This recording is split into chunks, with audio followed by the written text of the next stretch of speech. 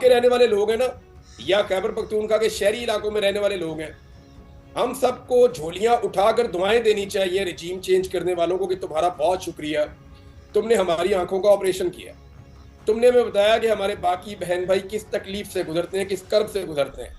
हमें तो पता ही नहीं था, हम तो इस दर्द को, इस दुख को समझते ही नहीं थे। तो हमें अल्लाह का शुक्र है, अल्लाह रब्बुल इज्जत का बहुत शुक्र है कि हमें समझ आ गई है, तो हमें एक कौम में कन्वर्ट किया है। अब वो मुतालबा नहीं है कि आपने हुकूमत नहीं गिरानी इमरान खान से, अब मुतालबा इमरान खान से ये है कि आपने हमें कुछ नहीं कहना, आप एक तरीक़ाकार है उसके ऊपर अमल दरामद कर लें, अदालतों के ऊपर से दबाव ख़त्म कर दिया जाएगा। जब अदालतों के ऊपर से एस्टेब्लिशमेंट अपना दबाव हटा लेगी तो अदालतें इंसाफ देना शुरू कर देंगी। अदालतों ने तो बहुत नाइंसाफ़ी की है पीटीआई के साथ, तो जब अदालतें इंसाफ देंगी तो ये केस तो टिकेंगे ही नहीं, इमरान खान साहब की बेल हो जाएगी, बाहर आ जाएंगे। अब इमरान खान साहब ने मार्जिन क्रिएट करना है, मार्जिन क्रिएट करना है पाकिस्तान के इदारों के लिए, और वो इमरान खान साहब कर सकते हैं। देखिए 25 करोड़ पाकिस्तानी अवाम के, ये हर बंदा जिसका दिमाग काम करता है, ये रोटी खाता है, वो कम से कम यही सवाल पूछ रहा है आखिर मसला क्या है। इमरान साहब, अब आपका फ्यूचर क्या है फिर? अब आपकी फैमिली को, मुझे पता है कि आपकी बच्चियां बहुत ज्यादा सहमी हुई हैं, डरी हुई हैं, मुल्क से बाहर आपकी सारी फैमिली चलेगी, आपके वालिद साहब उम्र के उस हिस्से में है कि उन्हें मुल्क से बाहर जाना पड़ा। So what's the future? अब मुस्तकबिल क्या है, आप कैसे देखते हैं फिर इन चीजों? देखिए, मेरा मुस्तकबिल पाकिस्तान के साथ है जी। पाकिस्तान ठीक है तो मेरा मुस्तकबिल ठीक है, पाकिस्तान ठीक नहीं है तो मेरा मुस्तकबिल ठीक नहीं है। मेरा तो बड़ा सिंपल ये है कि ये मुल्क ठीक हो जाएगा तो हमारा मुस्तकबिल भी ठीक हो जाएगा, ये मुल्क ठीक नहीं होगा तो हमारे मुस्तकबिल का अल्लाह हाफिज है। दूसरी एक चीज़ मैं आपको बताऊं, मेरा ये ईमान है कि मैं अपने बच्चों को एक वक्त का एक लुकमा या एक रोटी भी नहीं दे सकता, वो मेरा रब देता है। मैं उन्हें नहीं पाल सकता, मेरा रब पालता है।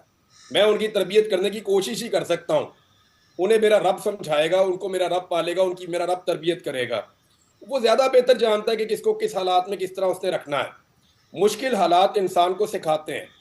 हाँ, वालिद के बारे में मुझे अपने वालिद के बारे में अफसोस होता है कि ये उनकी आराम करने की उम्र है, ये उनकी उम्र है कि वो रिलैक्स करें।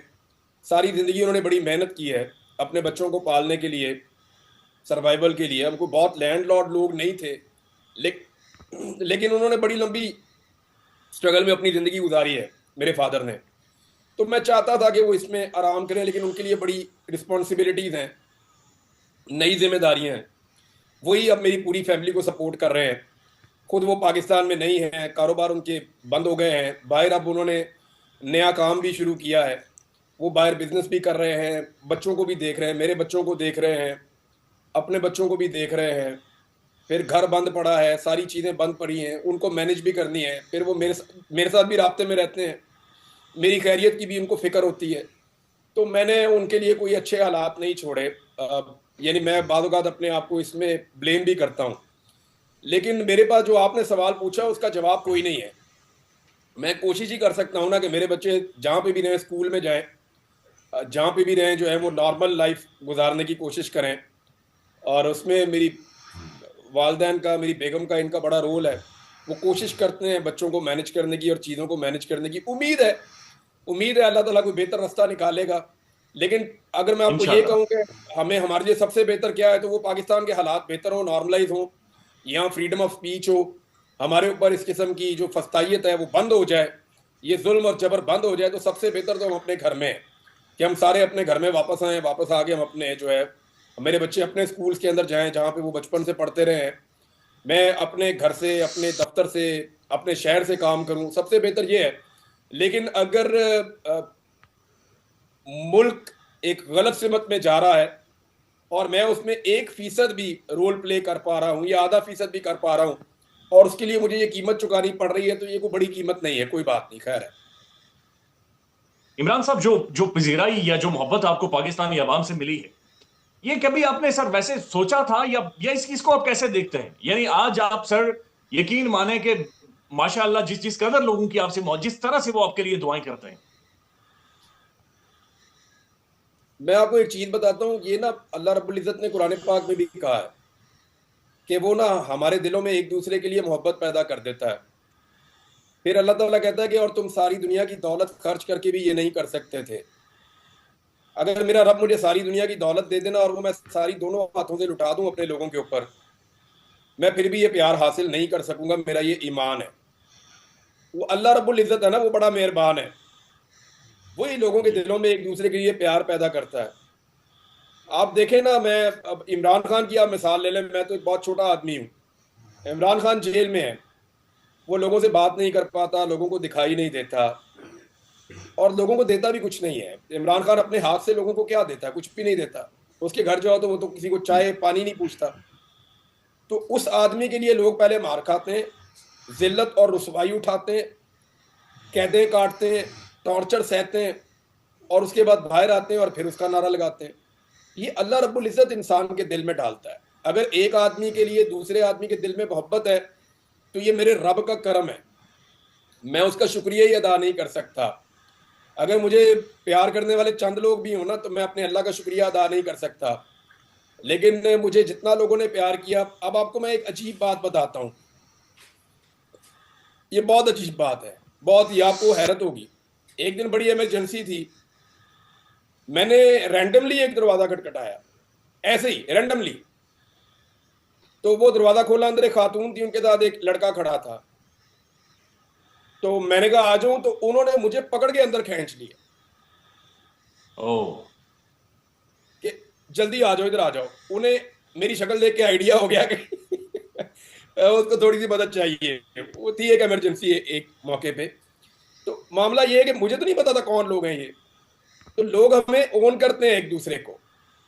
अब इस्लामाबाद के अंदर आप ये देखें, जब लोग आए, आपने खुद देखा अपनी आंखों से कि खवातीन और बच्चे और बुजुर्ग जो हैं, जो इस्लामाबाद के रहने वाले हैं, वो खाना लेकर आ रहे थे, पानी लेकर आ रहे थे, नमक लेकर आ रहे थे, तौलिए लेकर आ रहे थे गीले करके।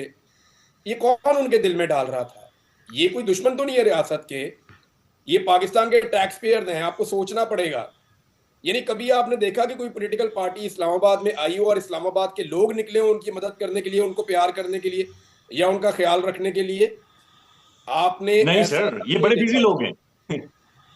ये अजीब काम हो रहा है ना, ये अजीब काम हो जी रहा है। अल्लाह ताला ने इन लोगों के दिलों में एक दूसरे के लिए मोहब्बत डाल दी है। मुझे आपको मैं हाँ सीरियसली बताऊं, ये जो रिजीम चेंज हुआ ना सौराब, एक वक्त आएगा कि हम सबको जनरल बाजवा का शुक्रिया अदा करना पड़ेगा और इस पूरे सिस्टम का जिसने हमें डंडे मारे, हमें इसका शुक्रिया अदा करना होगा। इन्होंने हमें एक कौम बना दिया। मुझे कभी भी मेरे बलोच बहन भाइयों का दुख समझ ही नहीं आता अगर ये मुझे दुख ना देते तो।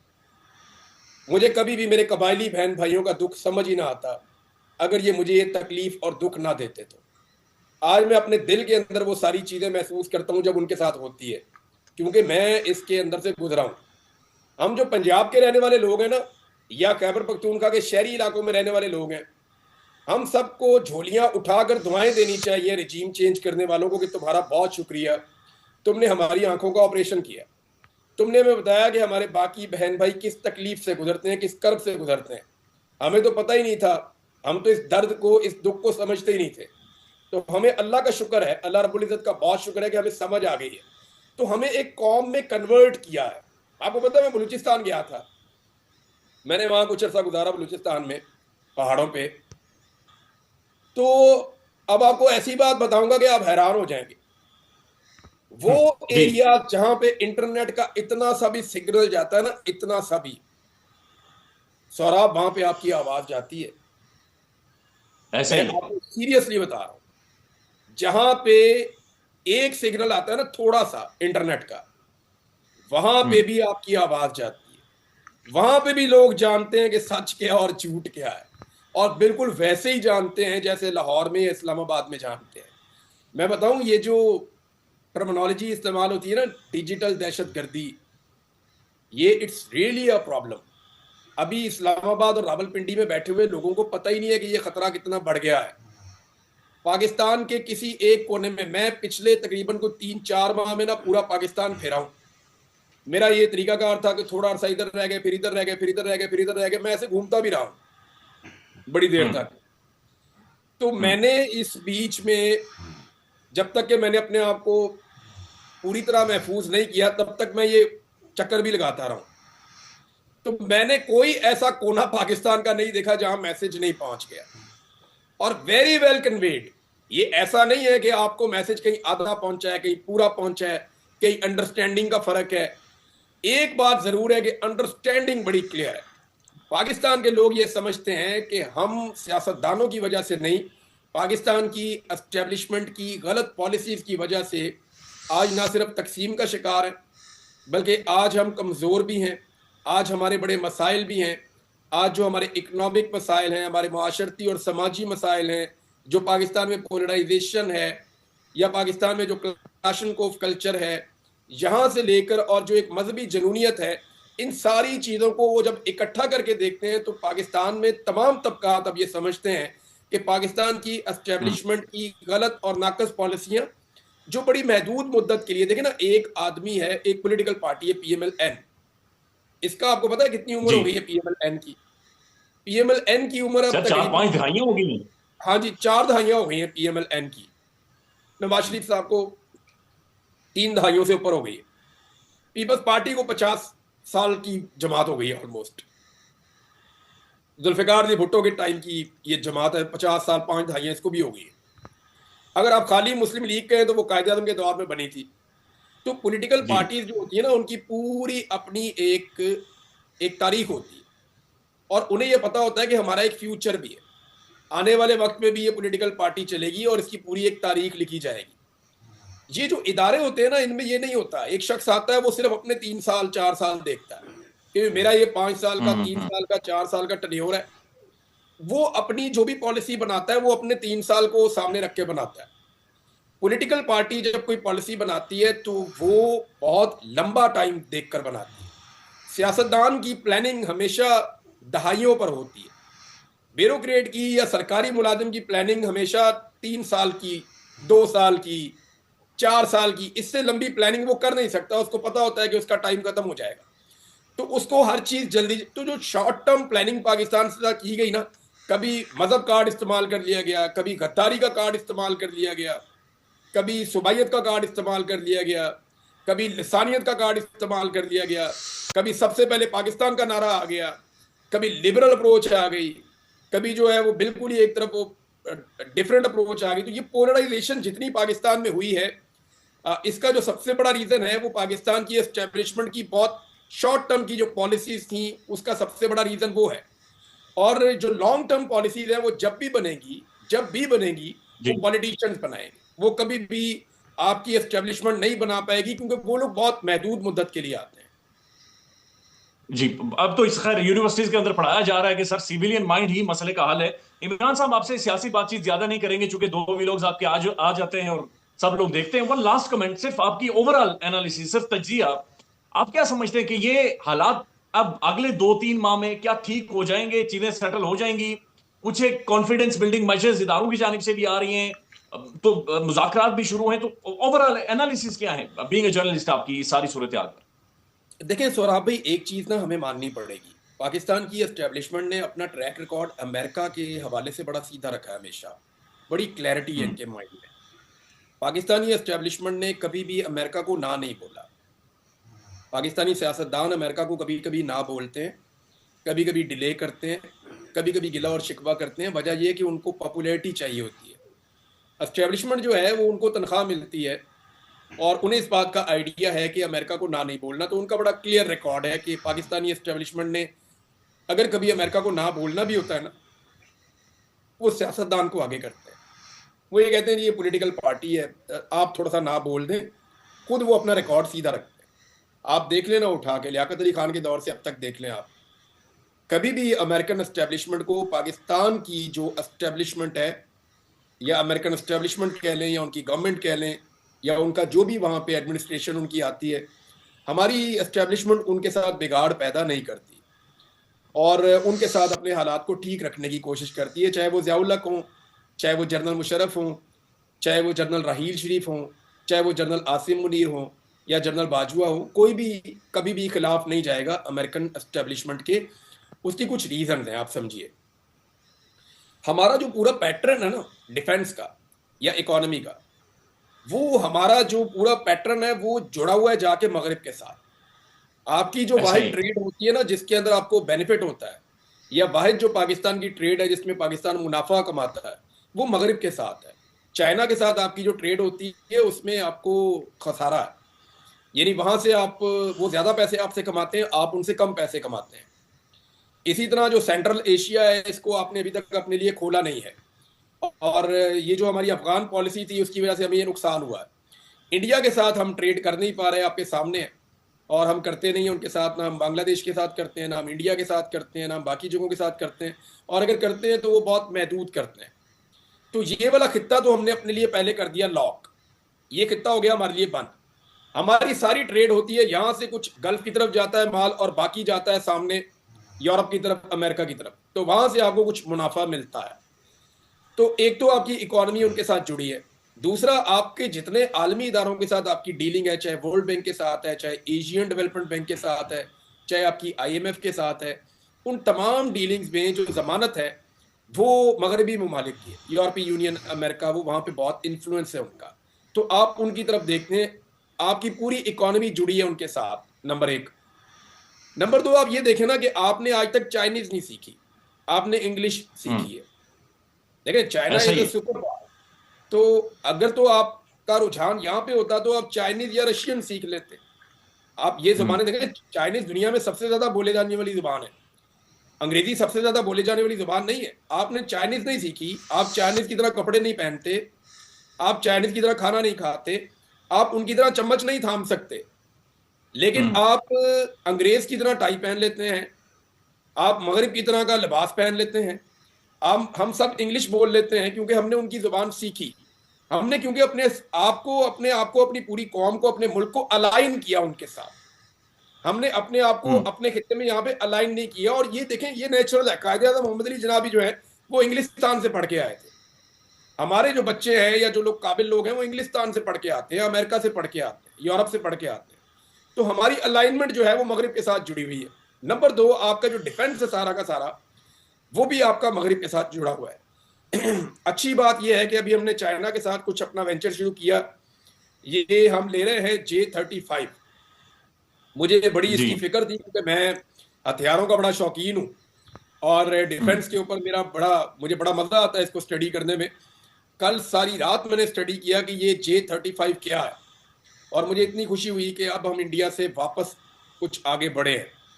हमारा जो इंडिया के बाद जब रफाल तैयारे आए थे तो आपकी जो एक एयर डोमिनेंस थी वो खत्म हो गई थी, लेकिन अब हम्म पाकिस्तान ने कुछ चाइना के साथ मुआहदा किया, 2 साल में आपको J-35 मिलेंगे 40 के करीब। तो वो J-35 जो है वो बेटर देन रफाल है। लेकिन सवाल मेरा ये है कि इतने महंगे तैयारे हम ले रहे हैं, क्या आप अफोर्ड कर सकते हैं, या हमने कोई जंग लड़नी भी है या हमने कोई जंग लड़नी भी है। अगर अफगानिस्तान के साथ जंग लड़नी है तो फिर तो जो तैयारे हैं वही अगले 40 साल के लिए काफी हैं आपको, आप इन्हीं से लड़ सकते सही हैं। बात। अगर इंडिया के हम्म साथ आपने कोई जंग नहीं लड़नी और कश्मीर का मामला आपका टेबल के ऊपर बैठ के हल हो रहा है, या आपने ये सोच लिया है कि जो तुम्हारे पास है वो तुम्हारे पास है, जैसा कि जनरल बाजवा कहा करते थे, तो फिर तो हमें इतने तैयारे लेने की या इतने हथियार इकट्ठे करने की हमें जरूरत नहीं है, हम गरीब मुल्क हैं। लेकिन मैं इसको स्टडी कर रहा था क्योंकि मेरा वो एरिया ऑफ इंटरेस्ट है, मैं उसको वो देख रहा था। तो हमारा इससे पहले जितना भी डिफेंस का सारा मैकेनिज्म हम्म है वो हमारा मगरिब के साथ जुड़ा था। आपके हाँ हथियार जो हैं वो अमेरिका और अमेरिकन साख्त के, और साथ आपके फ्रेंच आपके हथियार होते हैं, अमेरिकन आपके हथियार होते हैं, जो मगरबी कंपनी है वहां से आप हथियार लेते हैं, नंबर एक। नंबर दो, आप नॉन नेटो अलाई भी हैं, आप उनके इत्तेहादी हैं जो हम्म नॉन नेटो है उसके अंदर आता है। आपको जो है वो फौजी मदद भी वहीं से मिलती है, जो मिलिट्री एड आपको आती है वो भी आपको वहां से आती है। आपकी जो मिलिट्री ट्रेनिंग की जो वर्कशॉप्स होती हैं, या जितने भी आपके एडवांस्ड मिलिट्री ट्रेनिंग्स के जितने कोर्सेज हैं, वो आपके जितने भी ऑफिसर्स हैं वो मगरबी ममालिक में जाते हैं, वहां पे जाके वो हम्म ट्रेनिंग करते हैं, वहां पे जाके वो कोर्सेज करते हैं। और आप एक और चीज देखिए ना कि आपके जितने भी ब्यूरोक्रेट्स हों, चाहे वो मिलिट्री एस्टेब्लिशमेंट से हों, चाहे वो ब्यूरोक्रेट्स हैं, सिविल ब्यूरोक्रेट्स हैं, वो सारे रिटायर होने के बाद अगर वो पाकिस्तान में नहीं रहते तो उनमें से कोई भी चाइना में नहीं रहता, कोई भी रशिया में नहीं रहता। वो सारे जो हैं वो मगरबी मगरब में ममालिक की जाते तरफ हैं। जाते हैं, अमेरिका जाते हैं, ऐसा यूरोप ही है। जाते हैं, वहां रहना चाहते हैं, उनके बच्चे पढ़ते वहां हम्म पे हैं। वो अगर कोई जायदाद बनाना चाहते हैं पाकिस्तान से बाहर तो वहां बनाना चाहते हैं, कोई कारोबार करना चाहते हैं तो वहां। तो पाकिस्तानी एस्टेब्लिशमेंट का बड़ा क्लियर एक स्टांस हमेशा से रहा कि उन्होंने अपने साथ को मगरिब के साथ अलाइन किया, और अमेरिका के खिलाफ पाकिस्तानी एस्टेब्लिशमेंट ने कभी कोई हरकत नहीं की। ये हो गया पूरी तरह से रजिस्टर्ड, इससे ज्यादा एलेबोरेट मैं नहीं कर सकता। तो मामला ये है कि अब मगरिब का वो जो एक सपोर्ट था, इमरान खान को मारो कोई बात नहीं हम देख लेंगे, वो सपोर्ट अब खत्म हो गया।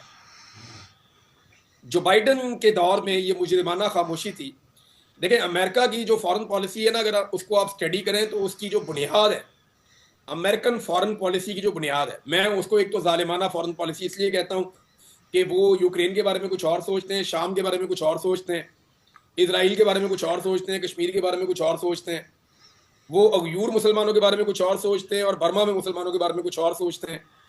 तो मैं उनको देखता हूं कि वो अपनी स्ट्रेटजी अपने फायदे और नुकसान के मुताबिक बनाते हैं, बड़ी जालिमाना किस्म की पॉलिसी है। लेकिन आप कुछ भी कहें, अमेरिकन जो पॉलिसी है फॉरेन पॉलिसी, उसकी बुनियाद उन्होंने रखी हुई है ह्यूमन राइट्स के ऊपर। वो ये कहते हैं जी हमारी बुनियाद ह्यूमन ऐसा ही। राइट्स, तो हम फॉरेन पॉलिसी को ह्यूमन, अब ह्यूमन राइट्स के ऊपर अगर बुनियाद है तो जो कुछ पाकिस्तान में हुआ तो अमेरिका की मुजरिमाना खामोशी थी और वो नहीं बोले, और जब अमेरिका नहीं बोला तो फिर कोई भी नहीं बोला, मगरिब से भी आवाज नहीं उठी, यूएन भी जो है उसकी बड़ी कमजोर आवाज थी। अब ट्रंप के जीतने के बाद जो है वो मगरिब ने, आपने देखा, आंखें दिखाना शुरू कर दी हैं।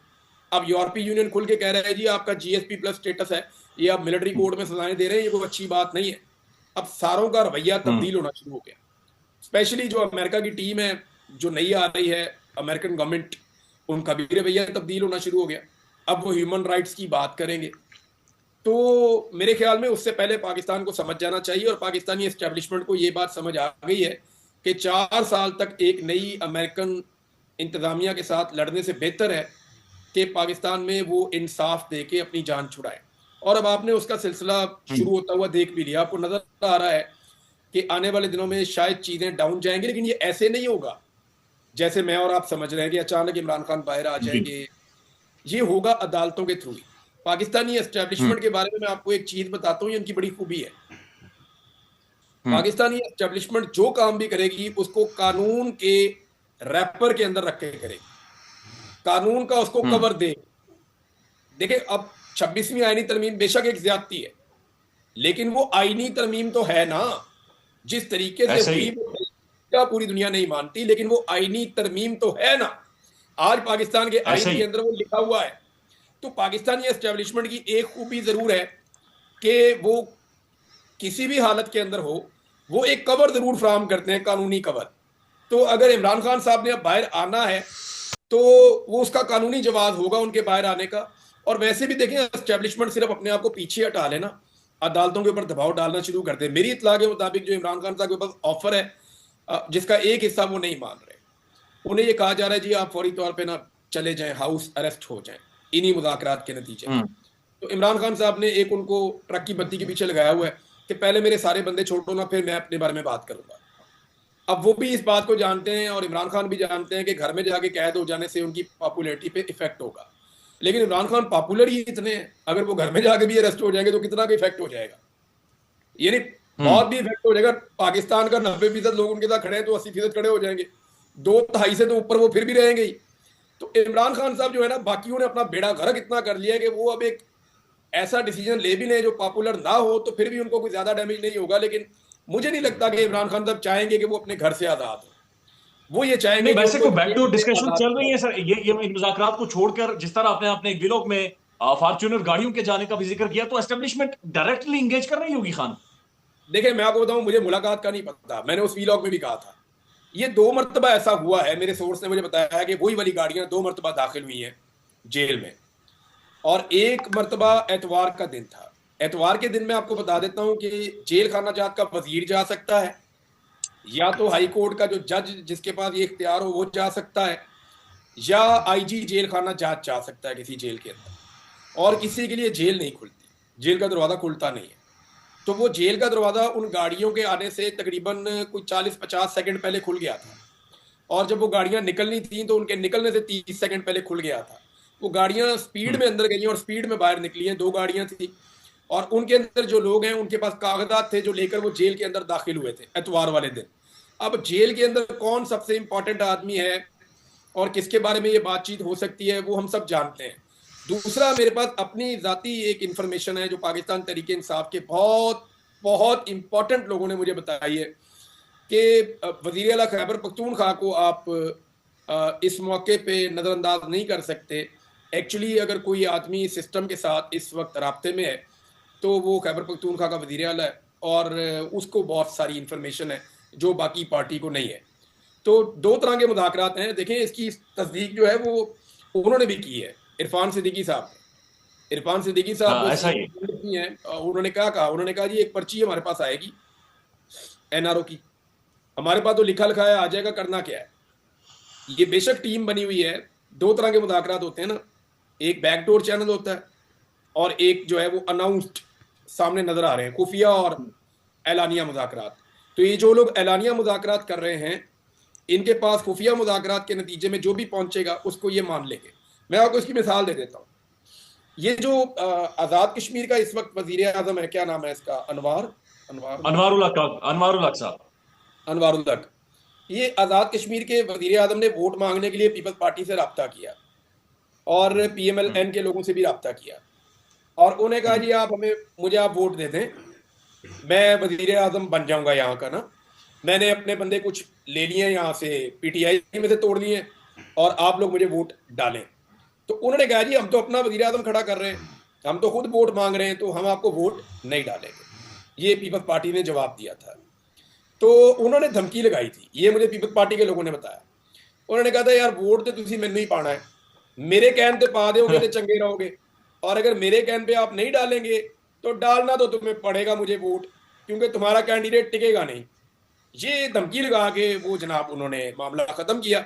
और फिर पीपल्स पार्टी के दोस्त बताते हैं कि आसिफ अली जरदारी साहब को ऑर्डर मिला था, और जरदारी साहब ने फिर ऑर्डर दिया अपनी पार्टी को कि अपना कैंडिडेट आपका नहीं होगा, आप अनवारुल हक को वोट डालेंगे। इसी तरह PMLN के जो वोट्स हैं वो भी उधर शिफ्ट हो गए, और इस तरह जो है वो अपना एक उन्होंने हुकूमत बना ली वहाँ पे आज़ाद कश्मीर में। तो इसको आप समझे, ऐसे ही जो खुफिया मुज़ाकरात हो रहे हैं, उन मुज़ाकरात के नतीजे में जो चीज़ें तय पा जाएंगी वो फिर जरदारी साहब को भेज दी जाएंगी, और वो चीज़ें भेज दी जाएंगी नवाज शरीफ साहब को, और ये दोनों पॉलिटिकल लीडर अपनी अपनी पार्टी के लोगों को वहाँ कह देंगे जो मुज़ाकरात के अंदर हैं कि भाई इसके ऊपर तय हो गया और ये आप करते हैं, तो वो उनको करना पड़ जाएगा। ये सामने सिर्फ दिखावा है जो आपको नजर आ रहा है। एक्चुअली अगर कोई मुज़ाकरात पाकिस्तान में जब भी होते हैं वो बैकडोर चैनल में ही होते हैं, और वहाँ पे भी मेरे ख्याल में बातचीत चल रही है। इमरान खान साहब ऐसे ही तो नहीं कह रहे कि उनको 2 ऑफर्स पहुंचाई गई हैं।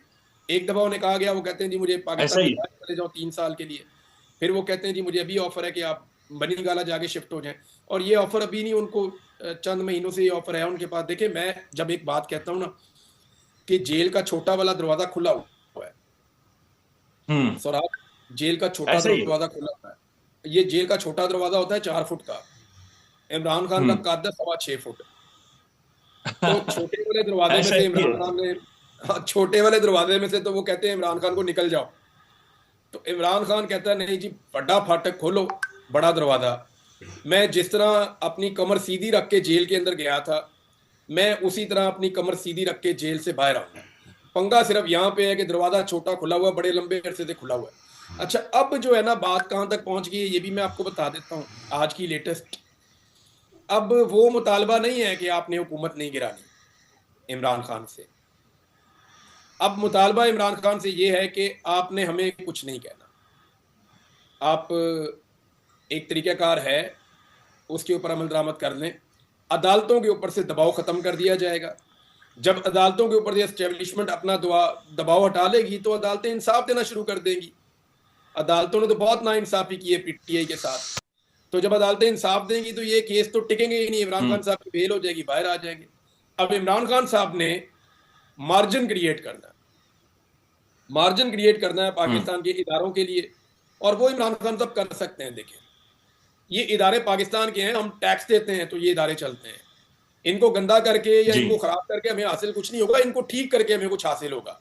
इस सारी डील में ना मुझे ऐसा लगता है कि अगर ये सारी डील के अंदर सिर्फ एक चीज निकल आए तो पाकिस्तान का भला हो जाएगा, और वो ये कि सियासत में या पाकिस्तान के इंतजामी मामलात में पाकिस्तान की जो एस्टेब्लिशमेंट है उसके रोल को अगर मिनिमाइज कर दिया जाए, बिल्कुल मिनिमाइज कर दिया जाए, तो मेरे ख्याल में ये काफी होगा। इस सारी लड़ाई के अंदर अगर विन विन सिचुएशन होगी तो वो सिर्फ यही होगी। देखिए, हुकूमत किसी की भी बन जाए, आज अगर इमरान खान साहब को हुकूमत मिल जाएगी तो क्या सारी जिंदगी तो नहीं रहेगी ना, 10 साल 20 साल 30 साल, ऐसे ही।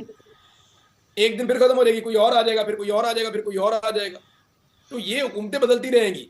अगर इस सारी लड़ाई के अंदर से 2.5 साल जो कौम ने मार खाई है, अगर ये कौम इस 2.5 साल 3 साल मार खाने के बदले में सिर्फ पाकिस्तान की जो मिलिट्री एस्टेब्लिशमेंट है उसको इस बात पे कायल कर दें, या कोई ऐसा तरीकाकार बना दें कि वो सियासत में अपनी मुदाखलत ख़त्म कर दें और वो इंतज़ामी मामलात के अंदर टांका झांकी बंद कर दें, और जितने उनके सेल्स हैं जो ह्यूमन राइट्स की वायलेशन करते हैं अगर वो ख़त्म कर दें, तो ये इससे अच्छी डील हो नहीं सकती पाकिस्तान के लिए।